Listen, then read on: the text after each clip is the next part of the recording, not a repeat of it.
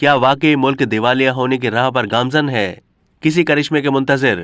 کیا ڈار کا تجربہ بھی ناکام؟ انصار عباسی کا کالم۔ یہ حقیقت سب پر آیا ہے کہ سیاست دانوں نے ماضی کے تلخ تجربات سے کچھ نہیں سیکھا اور باہمی کشمکش سے ملک کو تباہی کے دہانے پر پہنچا دیا ہے۔ جو غلطیاں ماضی میں کرتے رہے اور بار بار کرتے رہے وہی پھر سے دہرا رہے ہیں۔ اپنی اپنی سیاست کے لیے، اپنے اپنے ذاتی اور سیاسی مفادات کے لیے ملک کو ڈیفالٹ کے خطرے تک لے آئے ہیں۔ سب کو نظر آ رہا ہے کہ ملک دیوالیہ ہونے کی راہ پر گامزن ہے، لیکن اب بھی جو کرنا چاہیے وہ نہیں کیا جا رہا۔ عمران خان کہتے ہیں کہ 1-2 مہینے معاملات اسی طرح چلے تو پاکستان ڈیفالٹ کر جائے گا۔ حکومت کے اندر بھی اس حوالے سے بڑی پریشانی پائی جا رہی ہے۔ کچھ لوگ امید لگائے بیٹھے ہیں کہ سعودی عرب سے کوئی 2-4 ارب ڈالر ملنے والے ہیں، لیکن کیا اس سے مسئلہ حل ہو جائے گا؟ مانا کہ اس سے ڈیفالٹ کا خطرہ چند 1 مہینے کے لیے مزید ٹل جائے گا، لیکن ہماری معاشی حالت مستحکم ہونے کے کوئی آثار نہیں۔ اسحاق ڈار کا تجربہ بھی ناکام ہوتا دکھائی دے رہا ہے۔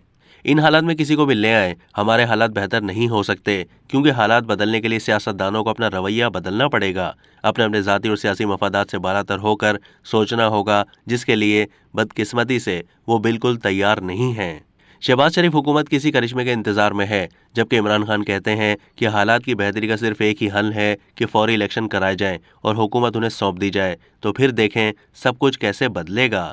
میری بات نوٹ کر لیں، کچھ نہیں بدلے گا۔ عمران خان 2/3 اکثریت لے کر حکومت بنا لیں تو بھی کچھ نہیں بدلے گا، کیونکہ وہ خود کو بدلنے کے لیے تیار نہیں ہیں۔ وہی کچھ ہوگا جو ہم نے عمران خان کے 3.5 سال کی حکومت کے دوران دیکھا ہے۔ چور چور، ڈاکو ڈاکو کی گردانیں ہی سنائی دیتی رہیں گی۔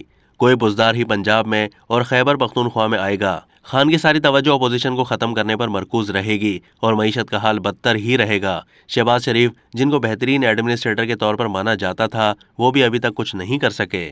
وزیر اعظم بننے کا ان کا شوق تو پورا ہو گیا، لیکن عمران خان کی حکومت کو ختم کر کے پی ڈی ایم کی حکومت کے قیام کا تجربہ بھی ناکام ہوا اور ہمارے سیاسی اور معاشی حالات بدتر ہو گئے۔ کسی سے بھی بات کر لیں، سب مانتے ہیں کہ ہمارے حالات کا واحد حل سیاست دانوں کو آپس میں مل بیٹھنا ہے۔ چند ایک لوگ کہتے ہیں کہ تمام اسٹیک ہولڈرز کو مل بیٹھنے کی ضرورت ہے، یعنی یہ سب مانتے ہیں کہ ہماری عافیت و بھلائی اسی میں ہے کہ سب مل بیٹھ کر پاکستان کو اس مشکل سے نکالیں۔ تاہم اس کا فیصلہ سیاست دانوں کو کرنا ہے اور انہی کو کرنا چاہیے، لیکن صد حیف کے سیاست دان آپس میں مل بیٹھنے کے لیے تیار نہیں، اور ایسا اس لیے نہیں کہ وہ ایک دوسرے سے نفرت کرتے ہیں، بلکہ اس لیے کہ اگر وہ مل بیٹھیں تو پاکستان اور عوام کے مفاد کا تحفظ تو ہو جائے گا، لیکن ان کے اپنے اپنے ذاتی اور سیاسی مفادات شاید پورے نہ ہو پائیں گے۔ ساری لڑائیاں، ساری جنگ اقتدار کے حصول یا اس کے بچاؤ کے لیے ہے، ساری سیاست عہدوں کی ہے، الیکشن جیتنے کی ہے۔ اس کے لیے معیشت تباہ ہوتی ہے تو ہوتی رہے، پاکستان کو ناقابل تلافی نقصان ہوتا ہے تو ہوتا رہے۔ المیہ یہ ہے کہ سیاستدان وقت کے تقاضوں کے برعکس ایسا طرز عمل اختیار کیے ہوئے ہیں کہ جس سے سیاسی عدم استحکام بڑھے، آپس کی نفرت میں اضافہ ہو، مزید دوریاں پیدا ہوں۔ یہ سب کچھ پاکستان اور عوام کی خدمت کے نام پر ہو رہا ہے، تو جناب ایسی خدمت اور ایسی سیاست ہمیں نہیں چاہیے، جس نے پاکستان کو دیوالیہ ہونے کے قریب پہنچا دیا ہے، ہماری دنیا میں کہیں عزت نہیں رہنے دی اور ہمیں بربادی کے دہانے پر لا کھڑا کیا ہے۔ یقیناً سیاستدان ایک بار پھر فیل ہو رہے ہیں۔ اب تک کے لیے اتنا ہی۔ مزید معلومات کے لیے ڈیلی جنگ کے یوٹیوب چینل کو سبسکرائب کیجیے۔